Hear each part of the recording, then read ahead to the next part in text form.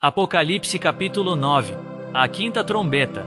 E o quinto anjo tocou a trombeta, e viu uma estrela que do céu caiu na terra, e foi-lhe dada a chave do poço do abismo, e abriu o poço do abismo, e subiu fumaça do poço como a fumaça de uma grande fornalha, e, com a fumaça do poço, escureceu-se o sol e o ar, e da fumaça vieram gafanhotos sobre a terra.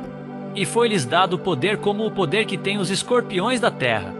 E foi-lhes dito que não fizessem dano à erva da terra, nem a verdura alguma, nem a árvore alguma, mas somente aos homens que não têm na testa o sinal de Deus, e foi-lhes permitido, não que os matassem, mas que por 5 meses os atormentassem, e o seu tormento era semelhante ao tormento do escorpião quando fere o homem.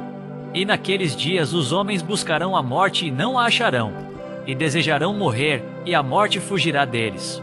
E o aspecto dos gafanhotos era semelhante ao de cavalos aparelhados para a guerra. E sobre a sua cabeça havia umas como coroas semelhantes ao ouro. E o seu rosto era como o rosto de homem, e tinham cabelos como cabelos de mulher. E os seus dentes eram como de leão, e tinham couraças como couraças de ferro. E o ruído das suas asas era como o ruído de carros, quando muitos cavalos correm ao combate. E tinham cauda semelhante à dos escorpiões e aguilhão na cauda. E o seu poder era para danificar os homens por 5 meses. E tinham sobre si rei, o anjo do abismo. Em hebreu era o seu nome Abadom, e em grego Apolion. Passado é já um ai. Eis que depois disso vem ainda 2 ais.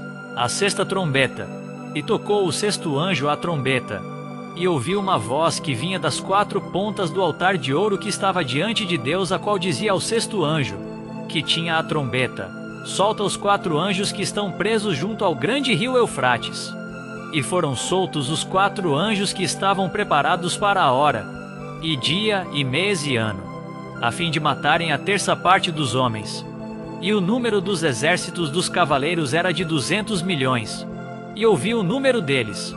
E assim vi os cavalos nesta visão, e os que sobre eles cavalgavam tinham couraças de fogo, e de jacinto, e de enxofre, e a cabeça dos cavalos era como cabeça de leão, e de sua boca saía fogo, e fumaça, e enxofre. Por estas 3 pragas foi morta a terça parte dos homens, isto é, pelo fogo, pela fumaça e pelo enxofre, que saíam da sua boca. Porque o poder dos cavalos está na sua boca e na sua cauda, porquanto a sua cauda é semelhante a serpentes e tem cabeça, e com ela danificam.